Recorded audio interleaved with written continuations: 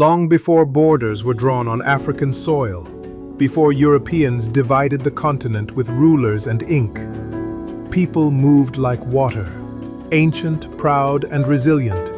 They were the Luo, descendants of the Nile, not just a tribe, but a river-blooded nation. One of the great Nilotic peoples, children of the river, storytellers of time, warriors of both spear and word. But who are the Luo, really? To understand them, we must follow the river back to its source. In the green banks of Bahr el-Ghazal, South Sudan, the earliest known Luo clans lived peacefully. These were river people, born from a land where reeds whispered prophecy and canoes sliced through the silence like arrows of destiny. They spoke not just with tongues, but with drums, with cattle bells, with names that carried meaning deeper than time. The Luo are descendants of the Nilotic peoples, tall, resilient, pastoral, linguistic travelers, who moved with the flow of rivers and the pull of stars. They were not lost wanderers. They were navigators of spirit and survival. They came from the swamps and rivers of Bahr el-Ghazal, guided not by maps, but by a deep ancestral memory. In the 15th century, calamity struck, wave after wave. Droughts scorched the land.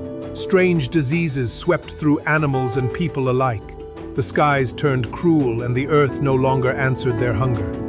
Pressures from the fierce Gala tribes to the east, and bitter conflicts from within, broke what unity remained. And so, the Great Dispersal began. Some drifted north, becoming the mighty Shilluk. Others journeyed east to form the Anuak. Still more wandered through the highlands, slipping past the Agoro Hills and into northern Uganda. But the heart of the Luo, the main group, followed the Nile southward, step by step, until they came to Pubungu, near modern-day Pakwach. There, at the meeting place of waters and destiny, their story would take root. But every migration has a spark. At Pubungu, beside the Nile's restless waters, the people rested. But peace was short-lived. Leadership passed into the hands of a great patriarch, Olu, whose sons would soon reshape the fate of their people. Olu had two sons, Labongo and Gipi. One day, Labongo's spear, a weapon of great significance, was borrowed and lost by Gipi. The loss of such a symbol was not just clumsiness, it was a shame, an affront. Labongo demanded its return. Gipi, desperate to prove his worth, braved the wilds and retrieved the spear, but at great cost. Time passed, but bitterness does not die easily. In a cruel twist, one of Labongo's children swallowed Gipi's precious beads, heirlooms that could not be replaced. Gipi, cold with vengeance, ordered the child cut open to retrieve the beads. A child. For beads.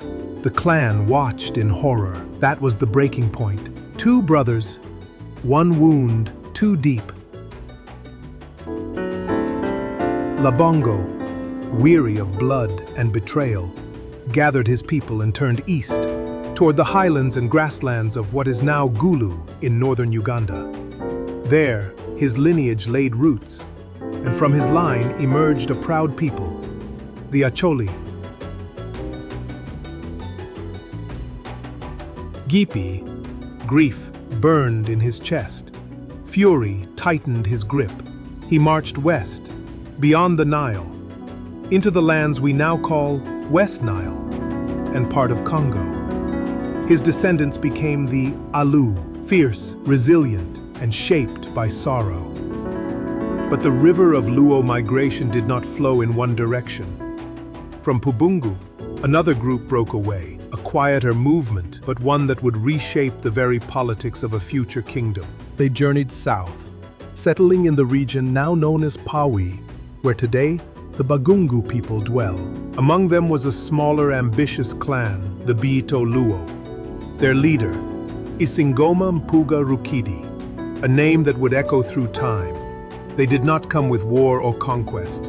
They came with tact. And in Bunyoro, they settled peacefully. Rukidi and his followers merged Luo traditions with local customs, and from this fusion, a new dynasty was born. The Babiito dynasty, a ruling class with Luo blood in their veins, but power drawn from the throne of a new kingdom, Bunyoro Kitara. By the dawn of the 18th century, the bigger group of Luo had firmly rooted themselves in the heartlands of Acholi. But they were not alone. There they encountered an older presence, the Lango, who had lived in Acholi for nearly 2 centuries before. Two mighty cultures met on the same soil, and soon tension rose. The clashes pushed the Lango southward, toward the wetlands of Lake Kyoga. But even in separation, the two peoples remained bound by blood and proximity. The Acholi and Lango continued to trade, marry, and share language. And slowly, the Lango shed pieces of their old identity. They let go of their Ateke tongue and adopted the Luo language. And so, in the great mosaic of East Africa, another thread was woven, blending language, culture, and blood. But as the great Luo dispersal unfolded, not all took the same path. One group settled among the rolling hills of southeastern Uganda. They became known as the Japadola, people of the South. They held on to their language, Dapadola, and preserved their Luo roots amidst Bantu neighbors. Further east, along the swampy banks of Lake Kyoga, another branch emerged, the Kumam. Though they later absorbed elements of the Ateke culture, the blood of the Luo still flowed through their veins. These communities, the Padola, the Kumam, and others, remained anchored in Uganda, but a bold group, the Jo Luo, pressed further south. They were restless, visionary, carried by the echoes of ancestral prophecy. At their helm was a legendary leader, Ramogi Ajwang. Guided by ancestral wisdom and the memory of Nile waters, he led his people across the savannas, past mountains, rivers, and dense forests, into the lush hills of what is now western Kenya. Their footsteps finally halted at a sacred place, a hill rich with memory and spirit, Ramogi Hills. And there, the Jo Luo declared, "This is home." When the Jo Luo reached the shores of a vast lake, the water seemed to go on forever. They called it Nam Lo Lue. Today it is known as Lake Victoria. But to the Luo, it was more than a lake. It was memory. It was fish, fertility, family. Here, under Ramogi Ajwang's leadership, the clans settled. In Sakwa, Alego, Asembo, Uyoma, Karachuonyo. The clans spread. Joko Owinj, Jokanyanam, Joka Rachwonyo. They were fishermen, farmers, blacksmiths, poets. They built homesteads. Dala, ruled not by kings but clan elders, Ruoth. Justice came from consensus, leadership from wisdom. Age was the crown. And their language? Doluo, a song in itself, a tongue of the Nile soaked in metaphors, rich in orature. Luo society was a tapestry of clans, each tracing descent through patriarchal lineage but deeply respectful of maternal ties. Marriage was not just between lovers but families. Clans married outside themselves, a practice of exogamy, ensuring diversity and preventing inbreeding.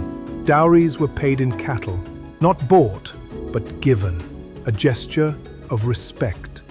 Naming ceremonies, tooth removal rites, and bull sacrifices marked life's milestones. Spirituality was rooted in the sky and the grave. They believed in Juk, the creator spirit, and honored ancestors through Tero Buru, death rites, Kira, curse, taboo, and sacred dances. Women were the heartbeat of the home. Men, the voice of the clan. Children, the future of the ancestors. Children learned from fireside tales, not from scrolls. Wisdom passed from lips to hearts. A Luo name is never random. It tells the hour of birth, the season, the weather, the circumstances. Omondi, born in the morning. Atieno, born at night. Odiambo, born in the evening. Each child is a timekeeper of history. They lived with pride and unity. Then came the British. Drawn by the railway, the Lunatic Express, they entered LUO lands not with dialogue, but with guns. In 1896, British forces aided the Wanga kingdom against the LUO. Hundreds died. More perished in cattle raids led by Sir Charles Hobley. The elders, seeing the bloodshed, chose survival. They negotiated. They adapted. By the early 1900s, colonial chiefs replaced traditional ruoth. LUO youth were recruited into colonial schools, missions, and labor. But not all bowed. Ochieng Ger fought with fire. Oginga Odinga fought with wit, founding Lutatco, printing radical papers, educating his people. Tom Mboya, son of Rusinga Island, became a trade unionist, Pan-Africanist, and a martyr. And from the dusty paths of Kogelo, the bloodline of Barack Obama would one day rise to global heights. But even beyond the borders of Kenya, the LUO journey continued. A determined group carrying the fire of Ramogi and the memory of Nile waters pressed further south into what is now northern Tanzania. There, in the heart of the Mara region, they found a new home. Subscribe to this channel. Be part of something bigger than content.